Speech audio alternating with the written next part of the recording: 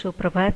શ્રી કન્યા પ્રાથમિક વિદ્યાલય કાલાવડ, ધોરણ 7, વિષય સંસ્કૃત. વિદ્યાર્થી મિત્રો, સેમેસ્ટર 2ના ચેપ્ટર 3 તરફ આપણે આગળ વધીએ છીએ. ચેપ્ટરનું નામ આપવામાં આવેલું છે સુભાષિતાની. સૌપ્રથમ તો આપણે સુભાષિત શબ્દને જ સમજવાનો છે. તો એના માટે હું તમને એક પહેલા સમજાવું કે કોઈ પણ વસ્તુ છે આપણે જોઈએ કે ગુજરાતી ભાષા છે આપણી, એની અંદર આપણે લઈએ રસ. હવે આ રસ શબ્દની આગળ આપણે સ લગાડીએ એટલે શું બની જાય છે? સરસ. રસ એટલે કે દરેક પ્રકારના રસ છે એ આપણને આનંદ જ આપે છે. હવે વસ્તુ હોય કે પીવાની કોઈ ખાદ્ય પદાર્થ હોય, પણ રસ છે એ આપણને આનંદદાયક જ હોય છે, પરંતુ એ સ ભળતા વધુ આનંદદાયક થઈ જાય છે. એટલે એ રીતે આપણે એને સરસ કહીએ છીએ. એવી જ પ્રકારે ગંધ શબ્દ છે. ગંધની આગળ આપણે શું લગાડી દઈએ છીએ તો વસ્તુ કેવી બની જાય છે? શ્રેષ્ઠ બની જાય છે. સુગંધ એટલે કે આપણને ખૂબ આનંદ આપતું એવું સુગંધ નામનું સુગંધી દ્રવ્ય છે એ બની જાય છે. તો ગુજરાતી ભાષાની અંદર આવી રીતે શું આગળ લગાડતા આપણે ભાષાને શણગારી દીધી હોય, અલંકારિત કરી દીધી હોય, એ રીતે આપણને મજા આવે છે. હવે અહીંયા આપણને સુભાષિતાની શબ્દની અંદર આપવામાં આવેલું છે સૌપ્રથમ તો ભાસ અને એતાની. સુ પ્લસ ભાસ પ્લસ એતાની. એતાની એટલે કે આ બધા. એતાનીનો અર્થ વધુ પડતું આ બધા. અને ભાસ એટલે બોલાયેલું, અને શું એટલે સારું. આ બધું કંઈક સારું બોલાયેલું હોય એવા શ્લોકો છે એને કહેવામાં આવે છે સુભાષિતાની. વિદ્યાર્થી મિત્રો, ક્યારેય પણ આપણને MCQ પૂછવામાં આવે, GCRT સુધી આપણને ક્યાંય પણ, GPSC સુધી ક્યાંય પણ આપણને આવો સુભાષિતાના અર્થ સ્પષ્ટ કરતો જો કોઈ MCQ આપવામાં આવેલો હોય તો જે સારા વાક્યો છે એને કહેવામાં આવે છે સુભાષિતાની. સારા વાક્યોને સંસ્કૃતમાં કહેવામાં આવે છે સુભાષિતાની. એ જ પ્રમાણે હજુ તમને એક શબ્દ આપું, વિચાર. વિચારે તો બધા છે, પણ જો આગળ શું લગાડી દેવામાં આવે તો સુવિચાર એટલે કે કંઈક સારા વિચારો હોય એ પ્રમાણે સંસ્કૃતની અંદર આપવામાં આવેલા છે સુભાષિતાની. સુભાષિતાને સુવિચાર પણ કહી શકાય અને સારા વાક્યો પણ કહી શકાય. એટલે સુભાષિતને આપણે ગુજરાતીની અંદર પણ સુભાષિત કહીએ છીએ. ગુજરાતીની પાઠ્યપુસ્તકની અંદર પણ આપણે સુભાષિત ભણવાના હોય છે. ભાસ એટલે બોલવું. સંસ્કૃત ભાષાની અંદર ભાસ શબ્દનો મિનિંગ થાય છે બોલવું. તો એના આધારે જે સારા બોલાયેલા વાક્યો હોય એ બધા જ વાક્યોને એતાની, એ બધા જ વાક્યોને સુભાષિતાની કહેવાય છે, સારા વાક્યો કહેવાય છે. હવે આપણે માત્ર અત્યારે શીર્ષક ક્લિયર થયું, હવે આપણે એમના વાક્યો તરફ, એમના શ્લોકો તરફ આગળ વધીએ. એની પહેલા વિદ્યાર્થી મિત્રો તમને ખાસ આગ્રહ કરીને કહું છું, ધોરણ 10 સુધી આ દરેક શ્લોક છે તમને લોકોને સુવિચાર, વિચાર વિસ્તાર લખો એની અંદર પૂછાય છે. તમે લોકો ગુજરાતીમાં વિચાર વિસ્તાર લખો છો એમ સંસ્કૃતની અંદર ધોરણ 10 સુધી, ધોરણ 12માં પણ જો સંસ્કૃત રાખશો ને તો ધોરણ 12 સુધી પણ આપણને આમાંથી એકાદ પંક્તિ છે એ સુવિચારને સવિસ્તાર લખવા માટે થઈ અને પૂછવામાં આવશે. એટલે ખાસ કરીને અત્યારથી જો સમજી ગયા ને તો 4 માર્ક્સનું ધોરણ 12 સુધીનું તમારું કામ છે હળવું બની જશે, પરંતુ તમારે ધ્યાનથી સમજવું અને સાંભળવું પડશે. આપણે પહેલા વાંચન કરીએ. પૃથિવ્યા ત્રીણી રત્નાની જલમ અનમ સુભાષિતમ મૂઢે પાષાણ ખંડેશુ રત્ન સંજ્ઞામ વિધીયતે.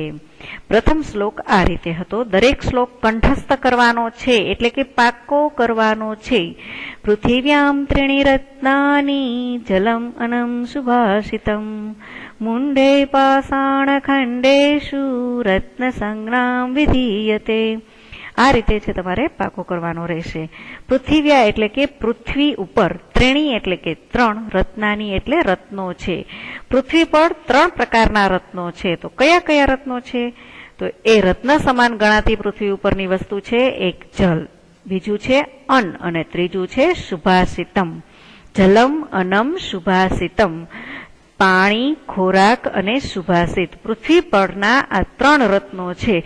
એટલે ખાસ કરીને વિદ્યાર્થી મિત્રો આ દરેક સુભાષિત છે શાંતિથી સમજજો જ.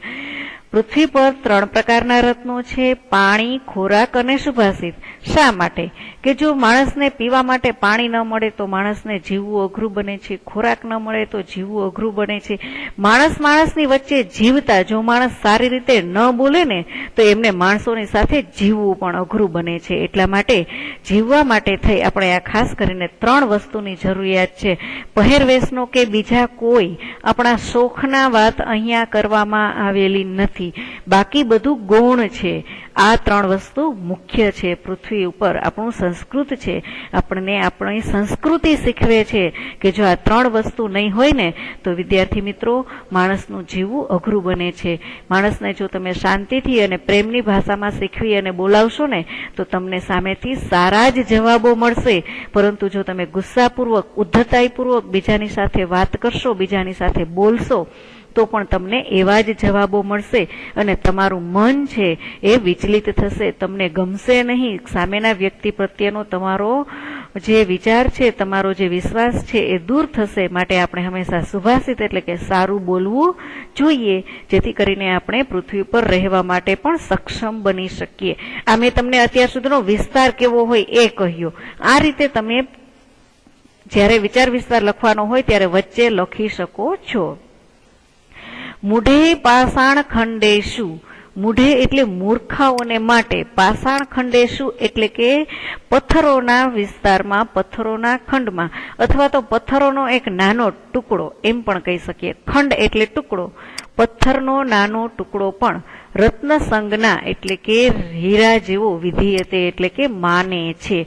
મૂર્ખ માણસો હોય ને એ તો નાના નાના પથ્થરોને પણ, પથ્થરના ટુકડાઓને પણ હીરા સમજે છે. ખરેખર હીરા બનવા માટે માણસે જાતે ઘસાવવું પડે છે.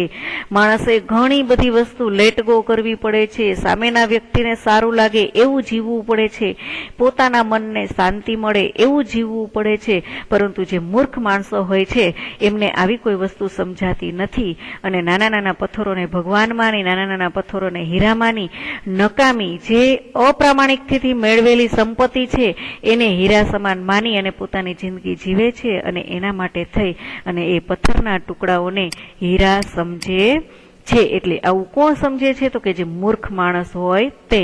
સજ્જન માણસો તો પૃથ્વી ઉપર રહેલા 3 રત્નોને જ, કે જો માણસની પાસે ખોરાક પાણી હશે અને સારું બોલી શકતા હશું તો આપણી પાસે બધા જ આપણા કાર્યો પાર કરવા માટે સાથે ઊભા રહેશે. પરંતુ જો મૂર્ખાઓની જેમ જ્યાંને ત્યાં પથ્થરોને હીરા સમજી અને એકબીજા ઉપર નકામા વિશ્વાસ મૂકતા રહેશું તો આપણી જિંદગી જીવવી નકામી બને છે. હવે પંક્તિ નંબર 2 છે, શ્લોક નંબર 2 છે, આપણે જોઈએ. અયમ નિજઃ પરો વેતી ગણના લઘુ ચેતશામ ઉદાર ચરિતાનામ તુ વસુધૈવ કુટુંબકમ. અયમ એટલે કે આ, નિજઃ એટલે પોતાનું, આ પોતાનું છે. પરહ વ ઇતિ આ બીજાનું છે.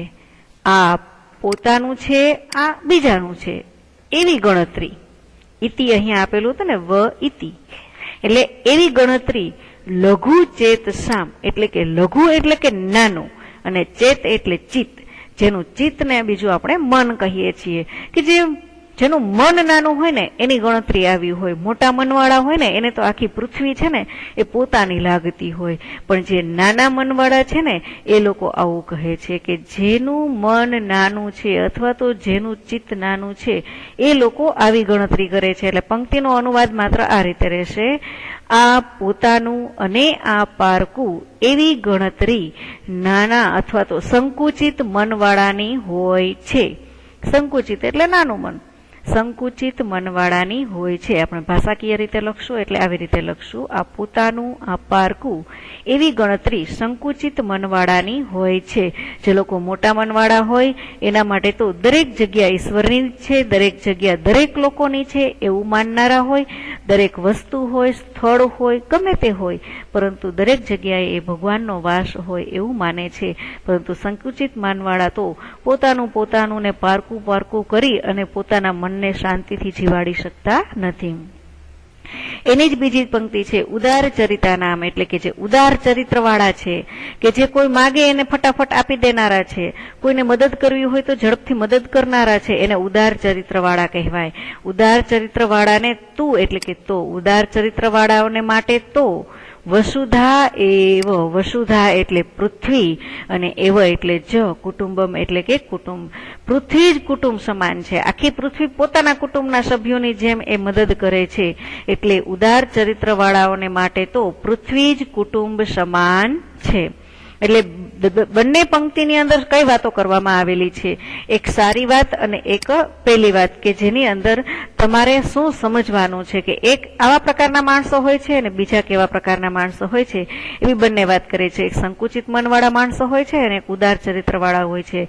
તો સંકુચિત મનવાળા માણસો કેવા હોય કે જેના માટે તો આ મારું છે ને આ તારું છે ને એવી જ વાતો કરતા હોય છે. જ્યારે ઉદાર ચરિત્ર મનવાળા હોય છે એ પૃથ્વીને જ પોતાનું કુટુંબ માને છે. દરેક પૃથ્વી પર રહેલા ભાઈ લોકો છે પોતાના માતા પિતા સમાન, ભાઈ બહેન સમાન. જેમ કે આપણે ભારતનો પેલો બોલીએ છીએ કે દરેક ભારતીયો મારા, પ્રતિજ્ઞાપત્રની અંદર આપણે બોલીએ છીએ કે દરેક ભારતીયો મારા ભાઈ બહેન છે, એની જેમ અહીંયા વસુધા એવ કુટુંબકમ, પૃથ્વી જ કુટુંબ સમાન છે.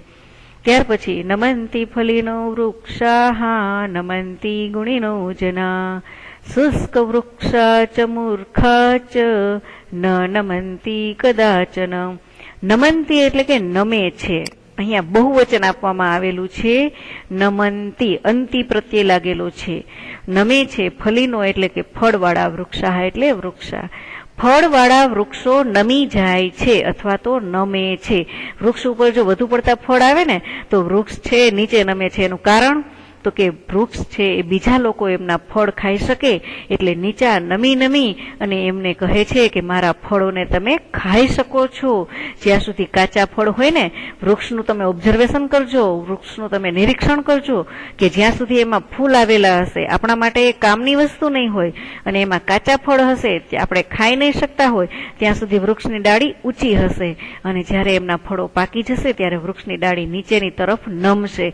નહીં કે એના વજન, પરંતુ વૃક્ષમાં એવો ભાવ છે કે એ પોતાના ફળોને બીજાને ખવડાવી શકે એટલા માટે એ નીચે નમે છે. એટલે કહે છે કે ફળવાળા વૃક્ષો નીચે નમે છે. નમંતી ગુણીનો જનાહા, કે જે લોકો ગુણવાન લોકો છે એ નમે છે. ક્યારેય પણ કોઈ પણ પ્રકારના ઝઘડા થતા હોય અથવા તો ક્યાંય પણ કોઈ પણ પ્રકારના ભાગલા પડતા હોય તો જે ગુણવાન લોકો હોય ને એ તરત નમી જાય.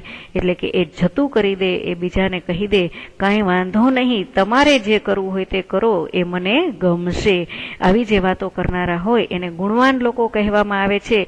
એટલે કે ગુણવાન માણસો પણ નમે છે. કોણ પૃથ્વી ઉપર નમે છે? તો કે ફળવાળા વૃક્ષો નમે છે, ગુણવાન માણસો નમે છે. તો કોણ નથી નમતું? મેં તમને અગાઉના શ્લોકમાં એ વાત કરી કે બંને પ્રકારના લોકોની વાત કરવામાં આવે. તો શુષ્ક વૃક્ષ ચ મૂર્ખા ચ, શુષ્ક એટલે સુકાઈ ગયેલા વૃક્ષો અને મૂર્ખાઓ ન નમંતી કદાચન, ક્યારેય પણ નમતા નથી. કદાચન એટલે ક્યારેય પણ, ન નમંતી એટલે નમતા નથી. સુકાયેલા વૃક્ષો અને મૂર્ખો ક્યારેય પણ નમતા નથી.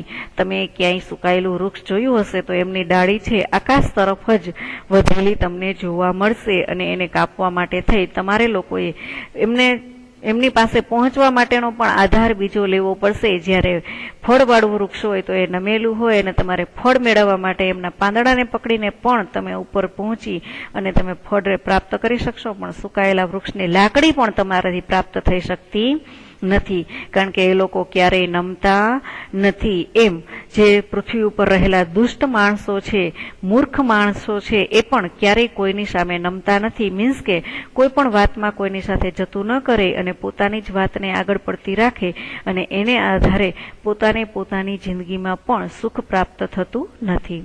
ત્યાર પછીનો શ્લોક છે ઉદ્યમ સાહસમ ધૈર્યમ બુદ્ધિ શક્તિ પરાક્રમ ષડેતે યત્ર વર્તન્તે તત્ર દેવ સહાય કૃતમ. એટલે કે ઉદ્યમ, સાહસ, ધૈર્ય, બુદ્ધિ, શક્તિ, પરાક્રમ, આ માણસની અંદર 6 પ્રકારના ગુણ હોવા જોઈએ. આ 6 પ્રકાર માણસમાં 6 પ્રકારના ગુણ માણસની અંદર હોવા જોઈએ. ઉદ્યમ એટલે કે મહેનતું. માણસે મહેનત કરતા તો શીખવું જ જોઈએ, જાતે મહેનત કરીને મેળવતા શીખવું જોઈએ. સાહસમ એટલે કે હંમેશા સાહસ કરીને કંઈક ને કંઈક નવું કાર્ય શીખવું જોઈએ, અને સાહસ કરતા કરતા ધૈર્ય એટલે કે ધીરજ પણ રાખવી જોઈએ, અને બુદ્ધિ એટલે કે પોતાની જ બુદ્ધિના ઉપયોગથી કાર્ય કરવું જોઈએ, અને શક્તિ કોઈ પણ કાર્ય કરવા માટે આપણે સક્ષમ હોવા જોઈએ, અને પરાક્રમ ઘણા કાર્યો એવા હોય કે એ કાર્યમાં તમારે તમારું પરાક્રમ બતાવવું પડે તો જ તમે તમારા કાર્યને પૂર્ણ કરી શકો. એટલે આ પ્રકારના 6 ગુણ. સડેતે એટલે કે 6. યત્ર વર્તનતે જ્યાં હોય છે, તત્ર દેવઃ ત્યાં હંમેશા ભગવાન સહાયકૃતમ એટલે મદદ કરે છે. આ ઉપરના 6 નો એ જ રીતે અનુવાદ લખવાનો છે. ઉદ્યમ, સાહસ, ધૈર્ય, બુદ્ધિ, શક્તિ, પરાક્રમ આ 6 પ્રકારના ગુણ યત્ર જ્યાં વર્તનતે હોય છે, તત્ર ત્યાં દેવ ભગવાન જ્યાં હોય છે ત્યાં ભગવાન સહાયકૃતમ એટલે મદદ કરનાર હોય છે. જ્યાં ભગવાન પણ મદદ કરે છે, જેનામાં 6 પ્રકારના ગુણ હોય છે ત્યાં ભગવાન પણ મદદ કરે છે. ત્યાર પછી ઉદ્યમે નહિ સિદ્ધ્યંતિ કાર્યાણિ ન મનોરથે નહિ સુપ્તસ્ય સિંહસ્ય પ્રવિશંતિ મુખે મૃગા. ઉદ્યમેન એટલે કે મહેનતથી, સિદ્ધ્યંતિ એટલે સિદ્ધ થાય છે, કાર્યાણી એટલે કે કાર્યો, ન મનોરથે, મનોરથે એટલે કે મનની ઈચ્છા, મનમાં ઈચ્છા કરવાથી નહીં. મહેનત કરવાથી જ કાર્ય સિદ્ધ થાય છે, મનમાં ઈચ્છા કરવાથી નહીં. સામાન્ય રીતે તમે લોકો, એક સામાન્ય સાદી વાત કહું કે તમને લોકોને એમ થાય કે ચાલો આજે પંજાબી ખાવું છે, મનમાં ઈચ્છા થઈ, પરંતુ એના માટે કાં તો તમારે બીજા સ્થળ સુધી પહોંચવું પડશે અથવા તો જાતે બનાવવાની મહેનત છે તે કરવી પડશે. જો તમે મહેનત કરશો ને તો તમને એ કાર્ય સિદ્ધ થઈ અને પંજાબી ખોરાક તમને પ્રાપ્ત થશે. એવી જ રીતે કોઈ પણ માણસને ડોક્ટર બનવું છે, કોઈ પણ માણસને વિદ્યાર્થીને વકીલ બનવું છે, કોઈ વિદ્યાર્થીને શિક્ષક બનવું છે, તો એમને લગતી જે મહેનત છે તે કરવાની રહેશે, અને એ મહેનત કરશે તો જ એમનું કાર્ય સિદ્ધ થશે. માત્ર મનોરથ એટલે કે મનમાં ઈચ્છા કરવાથી મારે ડોક્ટર બનવું છે તો બની શકાશે નહીં. એટલે પંક્તિનો અનુવાદ એ છે, હી એટલે કે ખરેખર. ખરેખર લખી અને કોમા કરી અને પછી અનુવાદ લખવાની શરૂઆત કરવાની છે. ખરેખર મહેનત કરવાથી જ કાર્યો સિદ્ધ થાય છે, મનની ઈચ્છાથી નહીં. નહીં સુપ્તસ્ય સિંહસ્ય પ્રવિશંતિ મુખે મૃગા. આ પંક્તિને સિદ્ધ કરતી વાત આ પંક્તિમાં આપવામાં આવેલી છે કે ખરેખર સૂતેલા સિંહના મુખમાં પણ હરણાઓ પ્રવેશતા નથી. એટલે કે સિંહ વનનો રાજા છે અને એ આદેશ આપે કે બાકીના પ્રાણીઓએ મારો શિકાર કરવા થઈ, મારો ખોરાકને સંતોષ પામવા માટે થઈ અને મારી પાસે આવી જવું, તો સૂતેલા સિંહની પાસે કોઈ જતા નથી. સિંહને પણ પોતે શિકાર કરવા નીકળવું પડે છે અને પોતાનો શિકાર પોતે જાતે જ કરવો પડે છે. એટલે સિંહ જેવું જો મહાકાય અને ભયાનક પ્રાણી પણ જો મહેનત કરતું હોય તો સામાન્ય માણસની તો કોઈ વાત જ નથી, એમણે પોતે પણ મહેનત કરવી જ પડે. એટલે ખરેખર સૂતેલા સિંહના મુખમાં પણ હરણા પ્રવેશતા નથી. આ પંક્તિનો અનુવાદ થાય છે. ત્યાર પછીની પંક્તિ શ્લોક. દષ્ટિપુતમન્યસેત પાદમ વસ્ત્રપુતેમ જલમ પીબેત શાસ્ત્રપુતામ વદેત વાણીમ મનઃપુતમ સમાચરેત. દ્રષ્ટિપુતમ એટલે કે નજરથી શુદ્ધ કરેલું, ન્યસેત એટલે લેવું જોઈએ, પાદમ એટલે કે ડગલું, નજરથી શુદ્ધ કરેલું ડગલું ભરવું જોઈએ. જેમ કે માણસ રસ્તા ઉપર ચાલતો જતો હોય, ઊંચું જોઈને ચાલતો હોય તો શું થાય, રસ્તામાં આવતા પથ્થરો, કાંટા, કીચડ જે કંઈ છે એમના પગમાં આવી જાય છે, પરંતુ જો પોતે જોઈને ચાલે તો આ દરેક વસ્તુથી તે દૂર રહે છે અને પોતાનું રક્ષણ કરી શકે છે. એટલે દ્રષ્ટિપુતમ ન્યસેત પાદમ એનો વિરુદ્ધ ગુઢાર્થ એવો છે કે કોઈ પણ કાર્ય કરતા હોય ને તો એ કાર્યમાં પણ તમારી નજર છે એ કાર્યથી સાથે હોવી જોઈએ કે મારું કાર્ય છે એ કોઈ અટકાવતું નથી ને, મારા કાર્યમાં કોઈ અગવડતા આવતી નથી ને, તો એ પોતે જ જોવું જોઈએ. એટલે કે જોઈને ડગલા ભરવા, એના જેવી વાત અહીંયા કહેવામાં આવેલી છે. આપણે અનુવાદની અંદર એવું લખશું, નજરથી શુદ્ધ કરેલું ડગલું ભરવું જોઈએ. વસ્ત્રપુતમ પીબેત જલમ, અહીંયા સંધિ છૂટી પડે છે, પીબેત પ્લસ જલમ.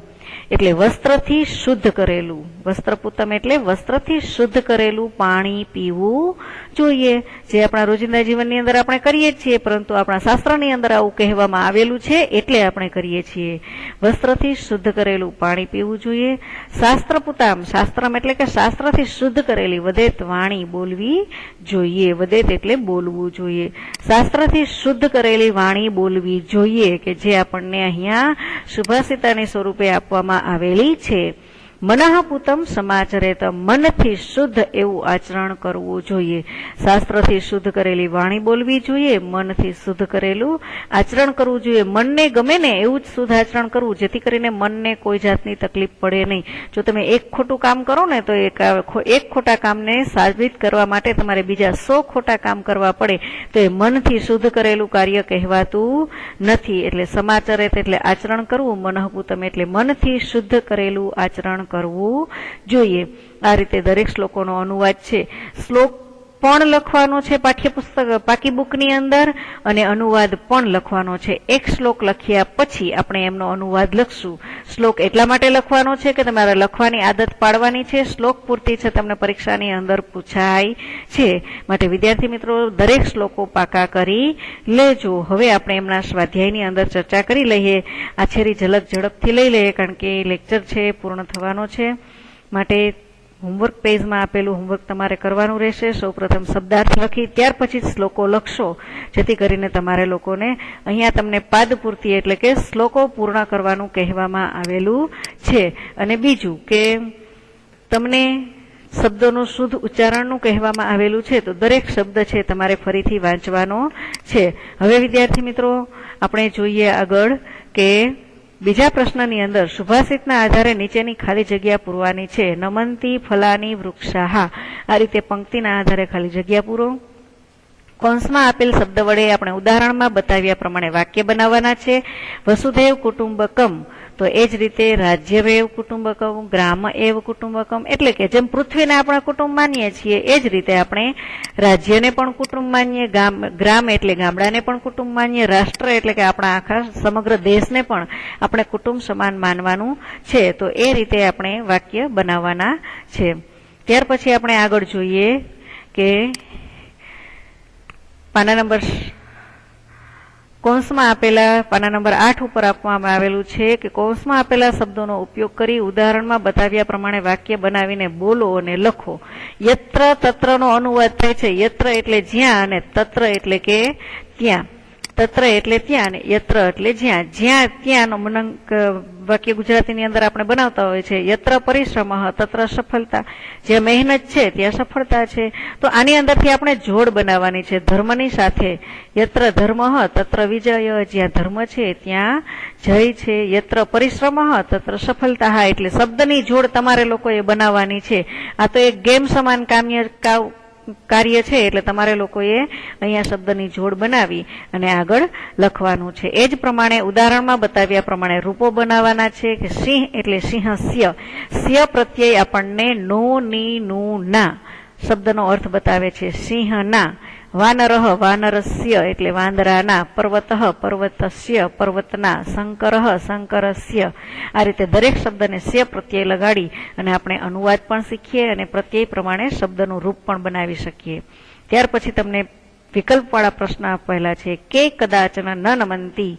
તમારે અહીંયા પાઠ્યપુસ્તકમાં આપેલા MCQ નથી લખવાના. હું જે પેરેગ્રાફ હું જે હોમવર્ક પેજ આપું એ હોમવર્ક તમારે એ MCQ લખવાના છે. ગુણીનો જનઃ કદાચન ન નમંતી, ફલીનો વૃક્ષ કદાચન ન નમંતી, મૂર્ખાહ કદાચન ન નમંતી. તો એ પ્રમાણે છે આપણે કે કદાચન ન નમંતી, તો આપણને ખ્યાલ છે કે મૂર્ખાહ કદાચન ન નમંતી એ એમનો જવાબ છે. હવે એ જ પ્રમાણે તમે બીજા જવાબો પણ લખી શકવાના છો. ત્યાર પછી આગળ જોઈએ આપણે ઉદાહરણમાં બતાવ્યા પ્રમાણે ક્રિયાપદ છે એ પરિવર્તન કરો. તો પા ધાતુ છે એમના ઉપરથી આપણે પિબેત બનાવ્યું. ચર ધાતુ છે એના ઉપરથી આપણે ચરેત, ચરામી, પઠ, પઠાતી, પઠતી, પઠામી, વદ, વદામી, વદતી, એ રીતે છે વદેત, પઠેત, એ રીતે ધાતુ છે બનાવી શકીએ છીએ. ત્યાર પછી છે બહુવચનમાં બનાવવાનું છે. નમ પરથી નમંતી એ બહુવચન શીખવે છે. તો ખાદ પરથી ખાદંતી, પત પરથી પતંતી, પઠંતી, લીખ પરથી લિખંતી, ક્રીડ પરથી ક્રીડંતી. ગમ મૂળ ધાતુ છે, એના ઉપરથી ગચ્છ બન્યું અને ગચ્છ પરથી આપણું ક્રિયાપદ બનશે ગચ્છંતી. આ રીતે આપણે ક્રિયાપદના રૂપ છે બનાવવાના છે. હવે વૃક્ષનું બહુવચન, એક વૃક્ષ હોય તો વૃક્ષ કહી શકાય, વધુ વૃક્ષ હોય તો વૃક્ષા. મયુરઃ મયુરાહા, મૂર્ખઃ મૂર્ખાઃ, દંતઃ દંતાઃ, પુરુષઃ પુરુષાઃ, દેવઃ દેવાઃ, મૃગ મૃગાઃ, પર્વત પર્વતાઃ, તારકઃ તારકાઃ. ત્યાર પછી આગળ જોઈએ, તમને પ્રવૃત્તિ સ્વરૂપે આપવામાં આવેલું છે કે કોઈ સુભાષિત છે તમારી પાસે હોય અથવા કોઈ સુવિચાર તમારી પાસે હોય તો એ તમારે ગોતી અને તમારા સુવિચાર છે, બે સુવિચાર અવશ્ય પાકી બુકની અંદર બધા નવા સુવિચાર છે તે લખશો. હવે આ તમારે મેળવવાના ક્યાંથી? તો કે તમે શોધેલા સુભાષિતોને શાળાની દિવાલો પર ને શાળાના મેદાનમાં તમારે લખવાના રહેશે એવું કહેવામાં આવેલું છે. તો તમારે પ્રાપ્ત કરવાનું સ્થળ પણ એ છે.